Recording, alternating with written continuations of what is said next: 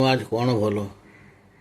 ନୂଆ ବସ୍ତ୍ର, ନୂଆ ଛାତ୍ର, ନବନିର୍ମିତ ଗୃହ, ନବଯୌବନା ରମଣୀ, ନୂଆ ନୂଆ ପ୍ରେମିକା।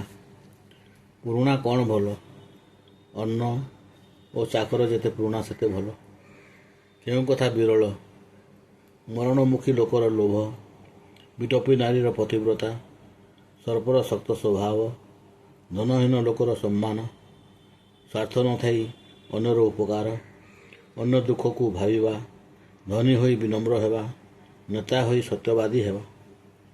କେତେବେଳେ ନମସ୍କାର କରିବା ନିଷେଧ।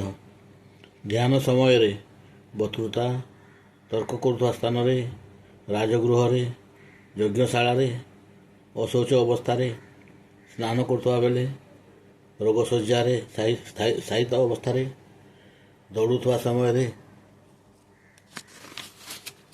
ପୂଜା କରୁଥିବା ସମୟରେ, ଭୋଜନ କରୁଥିବା ସମୟରେ, ମନ୍ଦିର ବେଢ଼ା ଭିତରେ ଥିବା ସମୟରେ। ବିବାହ ସମୟରେ କିଏ କ'ଣ ଇଚ୍ଛା କରେ? କନ୍ୟା ଇଚ୍ଛା କରେ ରୂପବନ୍ତ ବର, କନ୍ୟା ମାତା ଇଚ୍ଛା କରେ ଧନବନ୍ତ ବର, କନ୍ୟା ପିତା ଇଚ୍ଛା କରେ ଗୁଣବନ୍ତ ଧୀର, ବନ୍ଧୁବାନ୍ଧବ ଇଚ୍ଛାନ୍ତି କୁଳୀନ ନିର୍ମଳ, ଅନ୍ୟମାନେ ଭଲ ଇଚ୍ଛା ଭୋଜନ କେବଳ। କେଉଁ ଘରେ ରହିବା ଅନୁଚିତ? ଯେଉଁ ଘରେ ମାତା ନାହିଁ ବୁଝିବ ଖବର, ଭାର୍ଯ୍ୟା ଯେବେ କଟୁ କଥା କହେ ସ୍ୱାମୀଠାର, ସେ ଗୃହକୁ ଛାଡ଼ି ବନେ ରହିବା ଉଚିତ। ବନସ୍ତ ପରି ସେ ଗୃହ ହୋଇ ଭକ୍ଷିତ।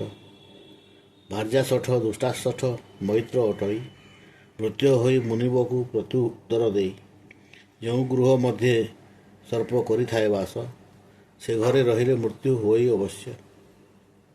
କେତେ ଜଣରେ କ'ଣ କରିବା ଉଚିତ? ଏକାକୀ ଧ୍ୟାନ ଜପ କରିବା ଉଚିତ, 2 ଜଣରେ ବିଦ୍ୟା ପଢ଼ିବା ଉଚିତ, 3 ଜଣ ମିଳିରେ ଗୀତ ଗାଇବା ଉଚିତ, 4 ଜଣ ସାଥୀ ହୋଇ ଚାଲିବା ଉଚିତ, 5 ଜଣ ମିଶି କୃଷି କାର୍ଯ୍ୟ କରିବା ଉଚିତ, ଏକାଧିକ ବହୁ ଲୋକରେ ଯୁଦ୍ଧ କରିବା ଉଚିତ, ବହୁ ଲୋକରେ ସତ୍ସଙ୍ଗ କରିବା ଉଚିତ।